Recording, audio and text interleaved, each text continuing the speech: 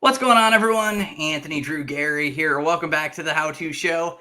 I wanted to spend some time this week talking about index funds because I've done a lot of videos about different ways to invest in the stock market, different ways to invest for retirement, in taxable brokerage accounts, but I've never done a true deep dive on what exactly an index fund is. So we're going to talk about that today, and we're going to talk about how index funds can be different, even though they are classified as the same thing. And I'll explain what I mean by that here in a moment. And so if we go straight to Investopedia and we ask, what is an index fund?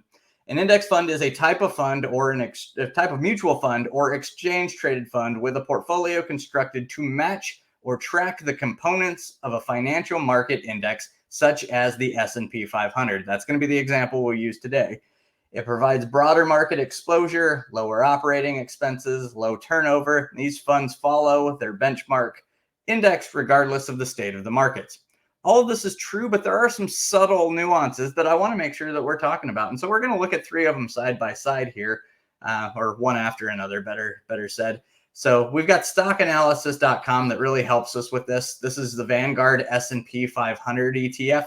And so Vanguard creates an ETF where they put 500 stocks together, the same way that the rest of them do as well. But you'll notice here that not all of the weights of the 500 different companies, you see Microsoft, Apple, Nvidia, and then lower down you see things like ExxonMobil, Johnson & Johnson, Home Depot. And 7% of this fund, when you buy a fractional slice or a full slice, let's say you spend $1, 7.25 cents goes toward Microsoft, 6.62 cents goes toward Apple. Not even an entire penny in that regard would go to Johnson & Johnson. And so they weight this on a cap adjusted basis. So the bigger companies represent a bigger slice of the pie than the smaller companies do. And this is identical when, well, not identical, but very similar when you go over to a different fund. For example, this is Spider's S&P 500, SPY, very common in the marketplace as well. And you'll notice here, side by side, the order of these funds in their cap weight adjusted numbers are very similar. If we click back and forth, you can see only very subtle nuances among the top 10, and it's very microscopically different as we go toward the other 500 companies. So again, both of these funds set things up on a cap weight adjusted basis as to what makeup the inside of the fund is. And so if we go to the overview page for both of these funds, you'll notice really two major differences that I would draw out. And we have expense ratios and we have dividends.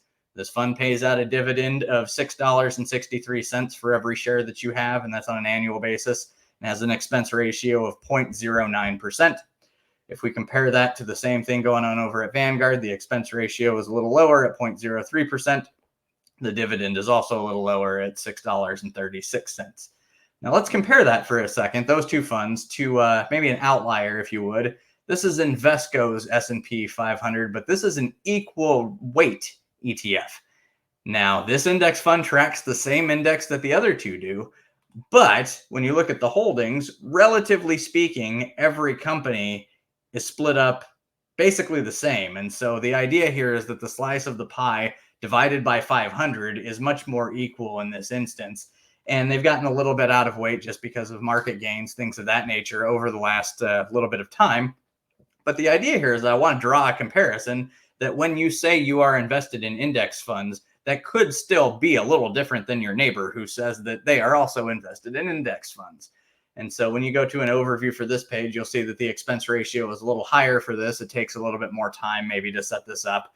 And the dividend payout for this one is a little lower. But what I wanted to, again, draw attention to here is that even though all three of these funds are tracking the S&P 500, they're all doing it a little differently. And if we added 6 more to the equation, they would all be set up a little different. But generally speaking, if you follow this chart here of the historical returns, and this is only for one day over here at the end, but if you click over to 1 year or to 5 years, you will see that the visuals are roughly consistent. And it does, because it tracks the overall of the S&P 500. And so wanted to make sure that we spent a little bit of time on that just to clear up some nuance as to what it means to be invested in an index fund. It is a one-time purchase of however many different individual stocks are included in that fund tracking a specific index. Again, the S&P 500 is not the only one of these. You've got the Russell 2000, you've got other ones, other indices. You can look those up. Basically, a Google question there would be, what are the different indices that are tracked by index funds?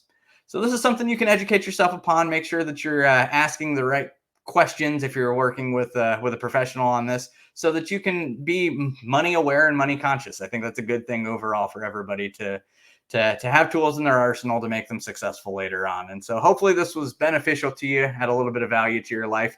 If you have any questions about this, leave them in the comments. I'll do my best to engage with each and every one of them. But that's going to wrap this episode of the show up. You can shoot the breeze with me in the comments if you've got nothing specifically to talk about on this episode.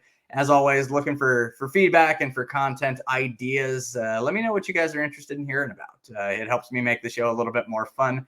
And if you've got any ideas for future guests on the show, let me know about that as well. I'll engage with each and every one of those ideas. Got some fun guests coming up here soon on the schedule. Looking forward to putting those shows together. As always, if you're looking to transact real estate in the Indianapolis or greater Indiana markets, you can get in touch with me at indydwell.com or in the comments, all the same. Until next time, this is Anthony Drew Gary, host of The How To Show, signing off.